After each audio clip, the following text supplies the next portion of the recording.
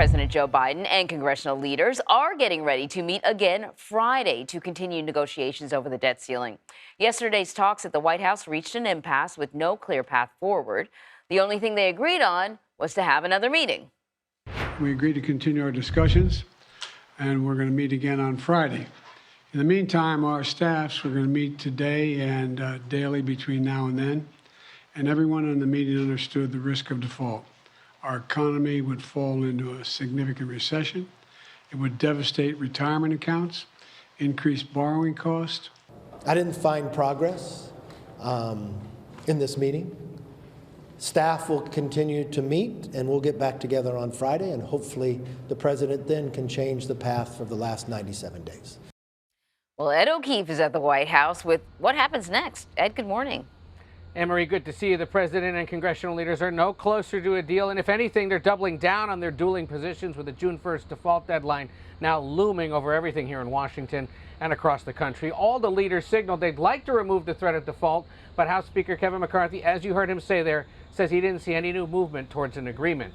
That said, the president and congressional leaders have instructed their staffs to keep working on details. That's a good sign, because they plan to meet again on Friday.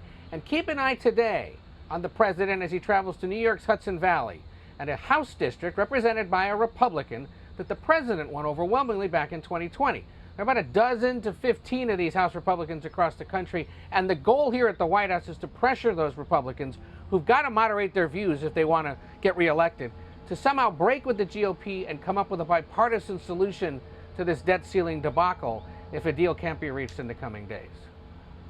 Ed, I recall that philosophical question, is the cup half full or is it half empty? And clearly it depends on who you ask, because President Biden seemed to present it as if they have a cup half full. McCarthy, the opposite.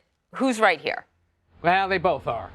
Look, the fact that they told their staffs to keep talking and the fact that they scheduled another meeting for Friday is a good sign, because it signals now that they're beginning to take seriously the need to start working on this, or at least to appear to everybody that they're working on this. There's sort of the public posturing, a lot of which we saw late last night, and the ongoing brass tacks of figuring this out, which the staff has been doing since last night into today, and we'll start to hear ahead of Friday whether they're getting anywhere on this. Remember, ultimately, there is an agreement in principle that the White House and Congress are going to need to talk about federal spending cuts, but that would be as part of the budget process, which isn't really supposed to pick up until later this summer and end by the end of the fiscal year in September.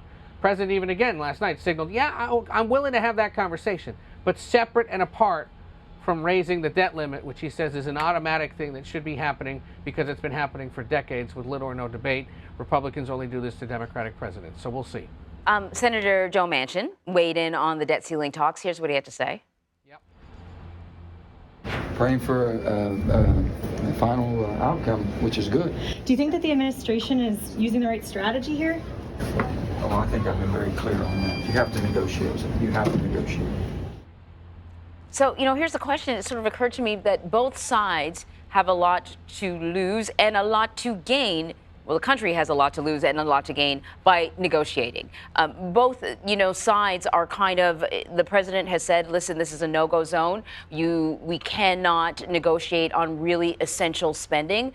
And Kevin McCarthy, part of the reason he was able to sort of scratch his way into the speakership is by promising to hold the line on spending.